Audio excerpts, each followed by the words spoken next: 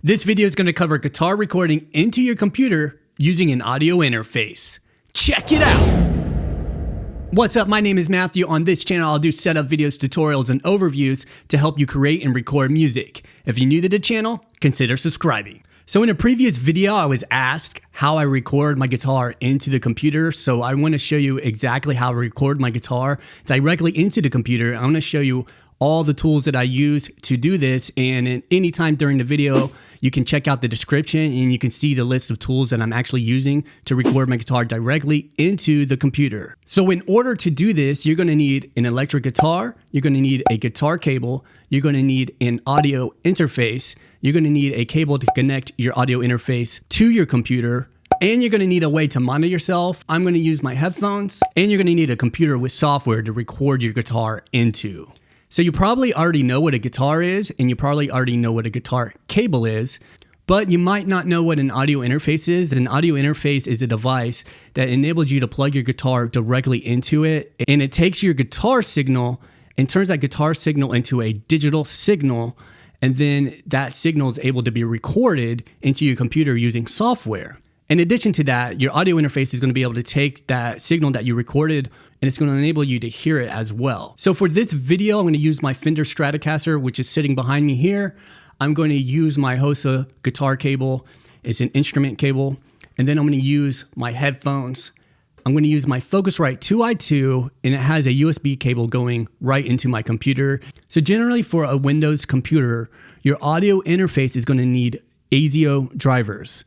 Now, these can generally be downloaded on the manufacturer's website. In my case, I just go to Focusrite's website and I log in and I can download the drivers. So after you get your drivers installed and set up your audio interface, make sure you have your USB cable plugged into your computer.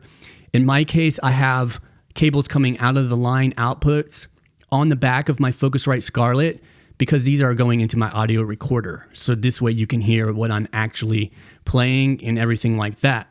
Now, in order to monitor, I'm using headphones. These are my Audio-Technica ATH M50Xs. Okay, so I have my headphones turned down. I'm going to plug my headphone adapter into there. And then I'm going to go to my audio interface, and you'll see on this one, there are actually two separate inputs. The inputs on the Scarlett 2i2 are combo jack inputs. So that means that I can actually put a microphone into this, I can put a line level device into this, and I can put an instrument level device into this. So I can put my guitar directly into this. And when I put my guitar into this, there is a button on the front that says INST, and I just need to push that button to activate that particular input to be an instrument input. So let me get my guitar and we'll go ahead and get recording. So I have my Fender Stratocaster, so I'm going to plug my guitar directly into my audio interface. I'm going to take my guitar cable, plug one into the guitar. I'm going to plug the other end directly into the audio interface. Now this audio interface does have two different inputs into it, so you just need to be mindful of which input you put your guitar into. So once I put the guitar cable into the Focusrite Scarlett, what I do is I push the instrument button. So when I push the instrument button, it actually turns on that light there. Now, your audio interface might have a separate instrument input, so you just got to know your audio interface. Make sure you do look that up in your manual or what have you. So if you look at the front of your audio interface, you'll see there is a gain knob. So what that enables you to do is to turn up the level on your guitar. Before I adjust that gain knob, I'm going to turn the volume knob up on my guitar. So once the volume knob is up on my guitar, I'm going to strum a chord. And I can see immediately I am getting a signal indicated by the green light that shows up on my Focusrite. And if I keep playing, I can actually turn up the gain of that. Now you'll see I'm starting to get orange. Okay, and then if I keep going, it's going to be red. So we don't want it in the red, okay? So when I first started recording my guitar, what I used to do is turn that all the way up until it was red and then turn it down until it got green again. But I realized there's a lot easier way to actually look at your input level And an easier way to do that is to use your software. So if your audio interface doesn't have meters on it or the green and red indicators on it, you could simply use your software. And I'm going to show you how to do that right now. All right, so we have all our physical connections in place. We need to go into our software now. So what I want to show you are the preferences inside of the software that I'm using. I'm using a software called Ableton Live Lite. This software did come with my Focusrite Scarlett 2i2. That's why I'm using this. Now, there are going to be a lot of options for audio software. There are a ton of free ones, and there are a ton of like really low priced ones that you could find. But in this case, I'm using Ableton Live Lite. So inside of Ableton Lite, go ahead and go to Options, Preferences. Here, we need to actually go to the Audios tab, which is located here, and then Audio Devices. The driver type is ASIO, and then our audio device is the Focusrite USB ASIO. So your preferences might be different. Macintosh might be different. This is how I do it on my Windows PC that's like 3 to 4 years old. Okay, it's a Dell Inspiron. It's nothing special. But underneath channel configuration, I like to go to my hardware setup. And right here is where you set your sample rate and your buffer size. This is actually going to be relevant to you because this is going to affect what is called latency. And in short, latency is the amount of time when you strum the guitar, that signal goes from your guitar into your computer and then out of your speakers, and then you're actually able to hear it. So you want this latency to be as low as possible. So there are going to be two main things that affect your latency. One is the sample rate, and then the other is the buffer size. So I have my sample rate at the lowest setting, which is 44.1 kilohertz, and I'm okay with that being as low as it can be because that is actually CD quality. I can actually up this. If I up this to a higher sample rate, it's actually going to reduce the amount of latency, but it's going to give me a way bigger audio file size. And I don't think I need that for what I'm doing. That's going to depend on what you want to do. Now, your buffer size, you want as low as your computer can actually handle. So I'm leaving my buffer size at 128. And if you have a better computer than mine and you're not recording video and doing multiple things, you might be able to go to 32 and get an even lower latency. But on the other hand, if you have a slower computer, you might have to actually go higher. But I recommend testing this out, finding the best and lowest buffer size that your computer can handle when you're actually recording audio. So I'm going to close these settings. So I'm going to go ahead and close out of that. Everything's set up within the software as far as the preferences. Now I can actually go to my audio tracks. So inside of Ableton Live, we're able to have audio tracks. And the audio tracks are where I'm going to actually record the audio. This is where I actually need to set the input of my audio device. So if you look at the computer, it says audio from external in. And external in this case, is the actual audio interface. And then I have input 1 and 2. Now remember, when I was plugging the guitar into the audio interface, I was plugging it into input 1, and that's what you have to select here, 1. Okay, and there's actually the number 1 on the audio interface, and then there's a number 2, indicating input 1 and input 2.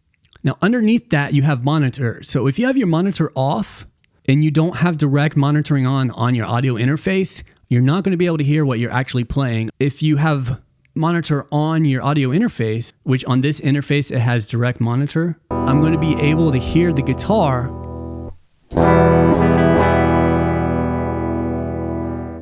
and it's just going to be the clean guitar. I'm going to turn the monitor off on the audio interface. So if you have monitor off in the software, you're not going to be able to hear anything from the software itself. If you have monitor on auto, you're only going to be able to hear the audio when you have the track on ARM. So right now, the track is on ARM, and that's indicated by this right here, this red rectangle with a circle in it, with that black circle in it. So that is off now, and now it's on ARM. So I should be able to hear this. Okay. Now, if you put it on in, you're always going to be able to hear what the guitar is actually playing. Okay. So generally, I leave this on auto. So when I'm recording, I can hear what I'm recording. And then when I'm not recording, I'm actually going to hear anything I actually recorded inside of the software. Now what I want to show you is setting your levels from the software. Now what I want to do in this example is turn the gain down on the audio interface so I can show you how I like to do this. If you look right here, we have something called a meter inside of Ableton Live. And when I strum this, you can see there's a green bar that goes up, and we're actually able to see that signal inside of the software. So that's what that indicates. So I might want it a little bit stronger. So I'm going to turn the gain up on the audio interface, and now you can see where it's at there. And this is how you would adjust your gain if you didn't have any indicators on your audio interface. In fact, I like doing it like that anyway. Now, when it comes to adjusting your gain, you're going to hear a lot of different ideas about how you should actually adjust your gain, but you don't want the green line to go above where it says 0. If it goes above 0, it's going to turn into red. So that green is going to turn into red, and that means your audio is actually clipping inside of your computer. Once your audio starts clipping, it's going to start to distort, and that is not a desired effect. So you do not want to go above 0. On the other hand, you don't want your audio to be down here about -60, and so you don't want your green to be way down here, because the signal is going to be too low. You're not going to be able to hear anything. And even if you try to boost the signal after the fact, you're going to get a lot of noise from your preamps and things like that. So you want to make sure that you actually get a good signal when you record it, but you do not want to clip. So even if you're below 0, say you're about -12 on the meter here, and you record your guitar and it's solid, you can work with that, because there's ways to boost your signal if you need to later on. But if you clip, you cannot take the clipping away, okay? So I'm good with that signal right there. Now, another thing to keep in mind is however you're going to play, like if I'm going to do a bunch of palm mutes are generally going to be louder. So you want to palm mute while you're setting your levels, just so you're aware. All right, let me put on my headphones so I can actually hear what I'm doing. All right, so now that the levels are set up, let's go to the arranger mode inside of Ableton Live and try to record something. So we got record arm on. I want to reset it back to the starting position and then hit record. And you can see now it's recording.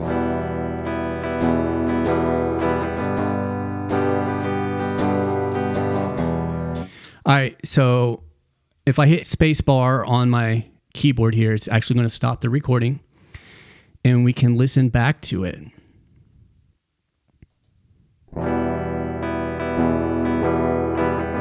All right, so something's recorded in there. So we got that much going for us. Now, the thing is, it's not very interesting. So we can actually put something called plugins on this audio track. So I'm going to go to Native Instruments. There's a plugin called Guitar Rig 6. I'm just going to click on it and drag it over into that audio track. Okay, and then drop it. So once I drop it, it's going to pop up. And then I can pick my input source, press guitar, and then pick any of these presets. I'm just going to pick the first one to show you. And now, whenever I play back this recording, listen to it.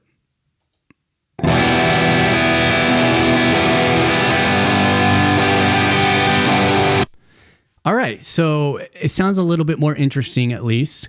And the good thing about this is we're going to be able to monitor that effect when we record as well now.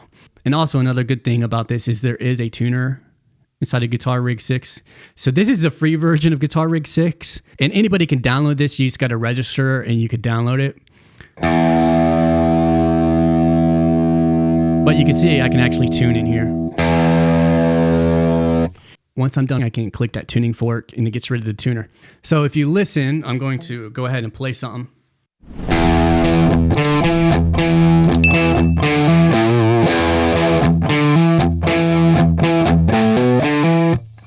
I can go ahead and play something. And as I'm playing it, I can actually hear what I'm playing in real time. All right, so as you can see, I'm able to hear the guitar in real time with effects on it. And I'm going to be able to record and have whatever effects I want to as I'm recording. And so I want to show you something as well. I can actually layer different recordings with this method.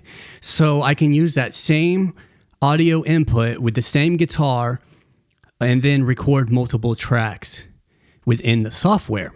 Before I move on, I'm going to delete this audio recording. I'm going to leave this guitar track here. And then what I'm going to do is pull Guitar Rig 6 onto this second audio track. Okay. Now, when I do that, I have another version of Guitar Rig 6. So I actually have two versions of this.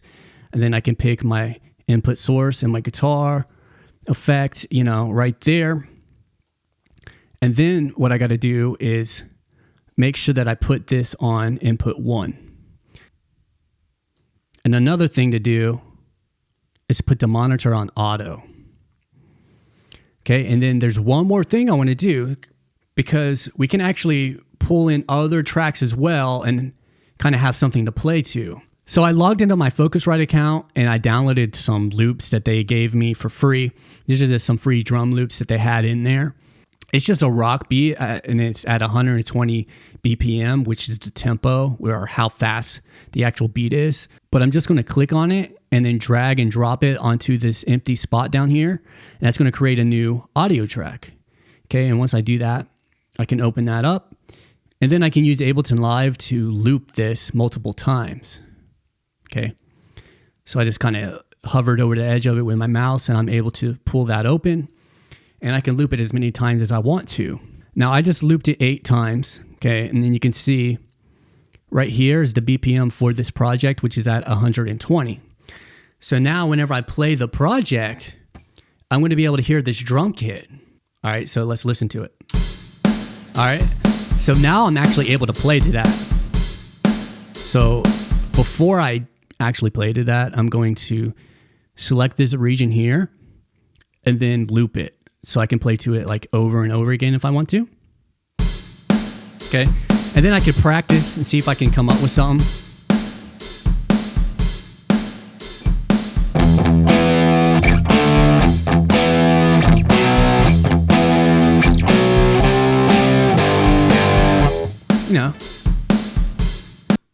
And what I want to show you now is that you can actually layer tracks on here. So I can record one guitar part and then I can record a second guitar part and have them both playing at the same time. And this is really good practice. So you could record a rhythm part and then maybe play a lead over it or something like that. So what I want to do is I just want to play something simple and kind of layer something up so I can show you what I'm talking about. So in Ableton Live, if I click right here on this arrow, I can have a 1-bar count in or a 2-bar or 4-bar count in. And this way I can kind of know what the beat is before I start recording. And if I turn that on, it's actually going to turn on the metronome as I'm recording as well. Okay, or I could leave it off. But let's go ahead and listen to this count in and record.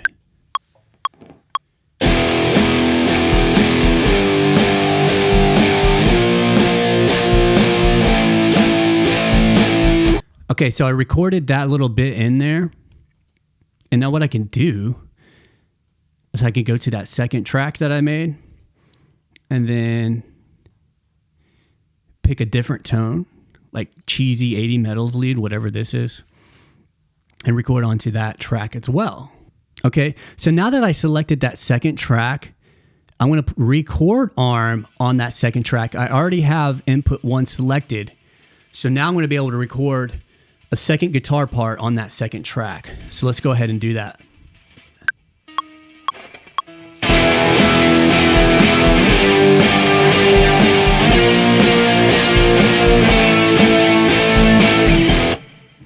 All right, so I recorded that second track. So let's go ahead and listen to it.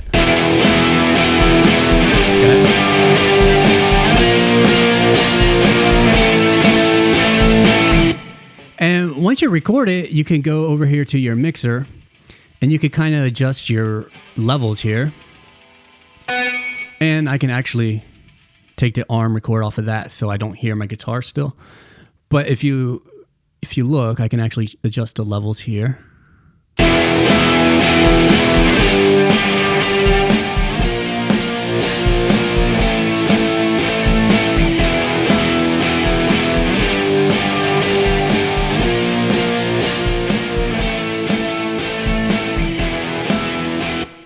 And this is what I say, like once you figure out your own style and the way you're going to mix it, or maybe if you're going to send it to somebody to have them mix it, or if you're just doing it for fun, you'll start to figure out how you want to record and what levels you want to record everything at. And you'll start to get consistent recordings and you'll develop your own system. Hey, if you're finding value in this video, remember to give it a thumbs up below. It's going to help those see this video who need to see this information. I appreciate you for doing that.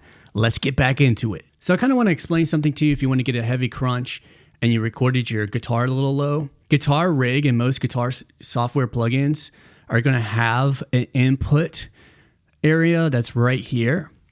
So if you recorded your guitar a little low, you can actually raise the input of it right here.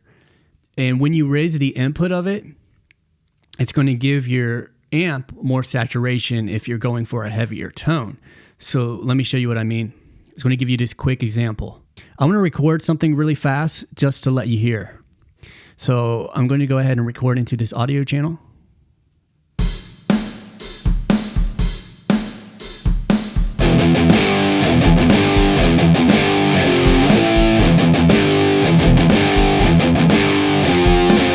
All right, that was just literally something random.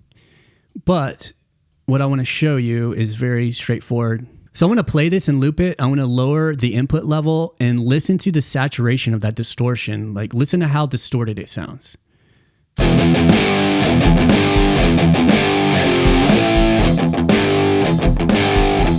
right, now you hear whenever I put it to minus 20 dB, it doesn't really sound that distorted anymore. If I turn this input level up,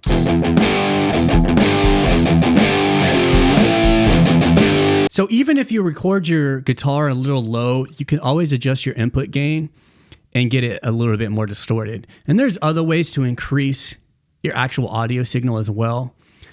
So you don't have to worry about getting to where you're almost clipping and then accidentally clipping. You don't have to worry about it. You can set your audio level a little bit lower, and then you could always boost it later. And I do want to say that you just don't want it to be at minus 60 when you record it, right? Give it, a reasonable level, and then you could adjust it a couple dB if you need to. So this is one way I record guitar on my computer and come up with ideas. I hope you enjoyed the video. Maybe you gained a tip or two along the way. I appreciate you for watching this video. If you found value in it, consider giving it a thumbs up below. Consider subscribing to the channel if you have not already. Click or tap the screen over here. It's going to take you to more videos about audio interfaces. My name is Matthew. Continue creating music, and we'll talk soon.